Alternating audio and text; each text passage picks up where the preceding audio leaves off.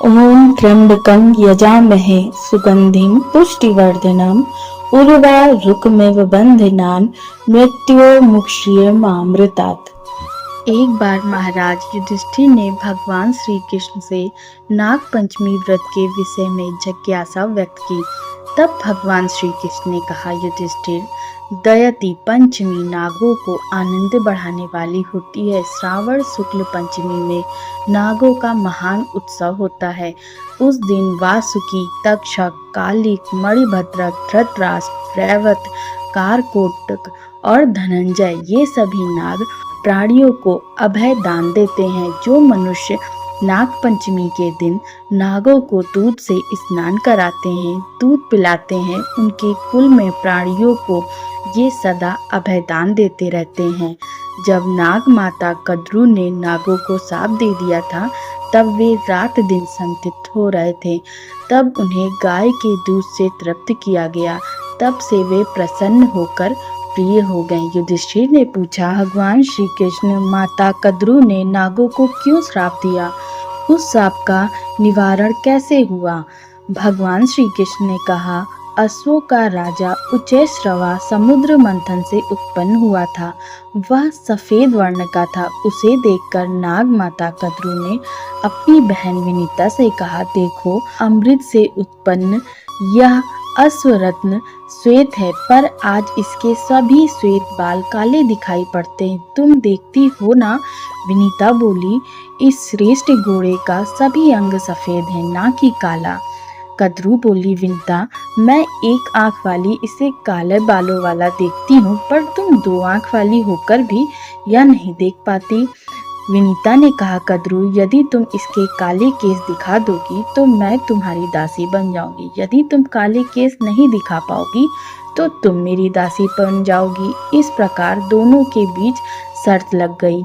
रात्रि में सेवकों के सो जाने पर कद्रू ने कुटिलता सोची। उसने अपने पुत्रों काले नागों को बुलाकर कहा कि तुम लोग उच्चैश्रवा घोड़े के बाल बनकर उससे चिपक जाओ, जिससे मैं बाजी जीत जाऊंगी और विनीता को दासी बना लूंगी। तब उन नागों ने माता की कुटिलता पर उसे फटकारा और कहा कि यह महान पाप है, हम तुम्हारा कहा नहीं करेंगे। तब कद्रू ने क्रुद्ध होकर उन्हें शाप दे दिया कि जाओ, तुम्हें अग्नि जला देगी।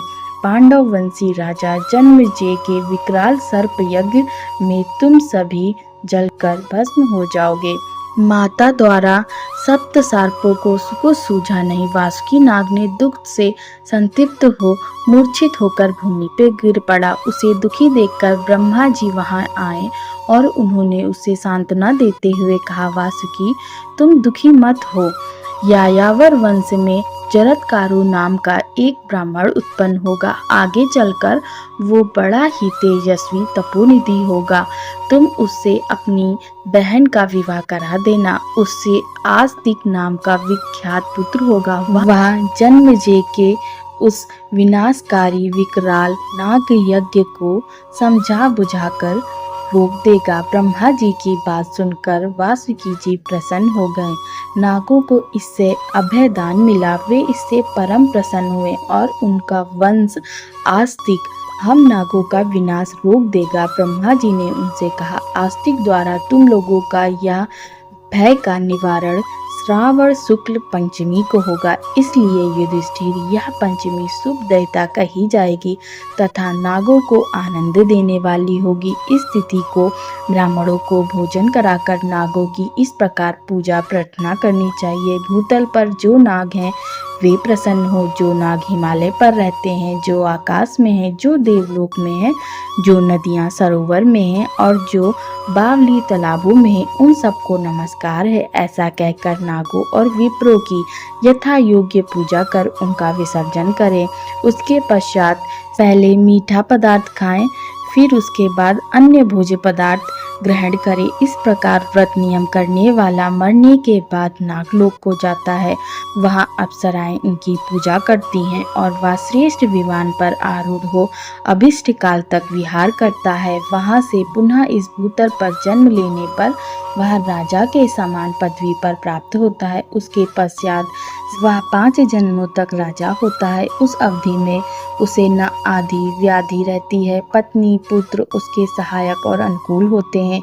इसलिए नागों को घी दूध आदि से सदा पूजा करनी चाहिए। युधिष्ठिर ने पुनः भगवान श्री कृष्ण से पूछा, क्रुद्ध नाग जिस व्यक्ति को डस लेते हैं उससे क्या होता है? भगवान श्री कृष्ण बोले, राजन, नाग के डसने से मृत्यु को प्राप्त व्यक्ति अधोलोक में गिरता है। वहाँ वह विषहीन सर्प होता है। युधिष्ठिर ने पूछा, सांप के काटने से जिसके माता पिता भाई मित्र पुत्र बहन कन्या या स्त्री कोई भी संबंधी जन मर जाते हैं, उनके उद्धार के लिए उसे क्या दान व्रत उपवास करने चाहिए जिससे वे स्वर्गलोक को प्राप्त हो?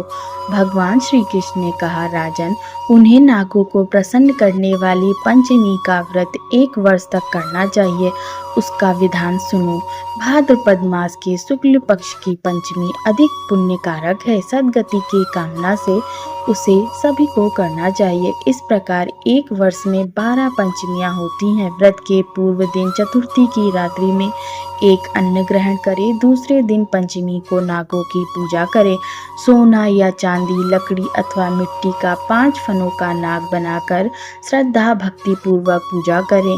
उन्हें करवीर के फूल कमल के फूल सुंदर जाति पुष्प चंदन नैवेद्य आदि समर्पित कर पूजा करें। उसके पश्चात ब्राह्मणों को भोजन कराएं। ब्राह्मण को भोजन में घी खीर मोदक की प्रधानता होनी चाहिए। सर्प के काटने से मरे हुए प्राणी के लिए नारायण बलि करे। दान और पिंडदान में ब्राह्मणों को तृप्त करना चाहिए। 1 वर्ष पूर्ण होने पर वार्षिक उत्सव करना चाहिए। वर्ष स्नान कर जल दान करें। यहाँ श्री कृष्ण प्रसन्न हो यह प्रार्थना करें। प्रत्येक मास में अनंत वासुकी शेष पद्म कंबल अश्वतर धृतराष्ट्र शंखपाल कालीय तक्षक तथा पिंगल नामक महानागों का नामोच्चारण करना चाहिए। वर्ष की समाप्ति पर पारण के समय ब्राह्मणों को भोजन कराएं। विद्वान विप्र को स्वर्ण का नाग तथा गौ कांसे की दुहनी दूध दुहने का पात्र दान करना चाहिए। विद्वानों ने यह पारण विधि बताई है। इस श्रेष्ठ व्रत के करने से बांधवों को सद्गति की प्राप्ति होती है।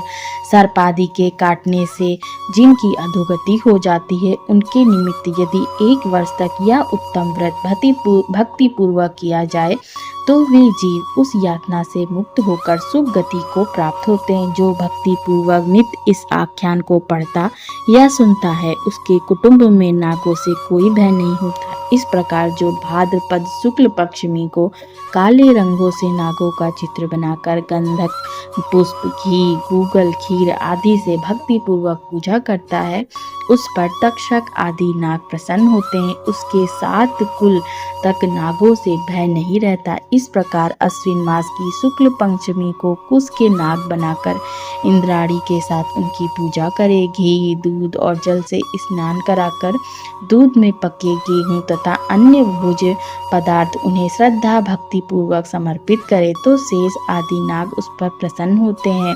उसे सुख शांति प्राप्त होती है। मृत्यु के बाद वह प्राणी उत्तम लोक को प्राप्त होता है जहाँ चिरकाल तक आनंद भोगता है। यह पंचमी व्रत का विधान है। सर्पों का सर्वदोष निवारक मंत्र यह है, ओम कुरुकुल्ले हूँ फट स्वाहा। इस मंत्र से भक्ति पूर्वक 100 पंचमियों को जो सर्पों की पूजा पुष्पों से करते हैं उनके घर में सर्पों का कभी भय नहीं होता। जय श्री कृष्ण।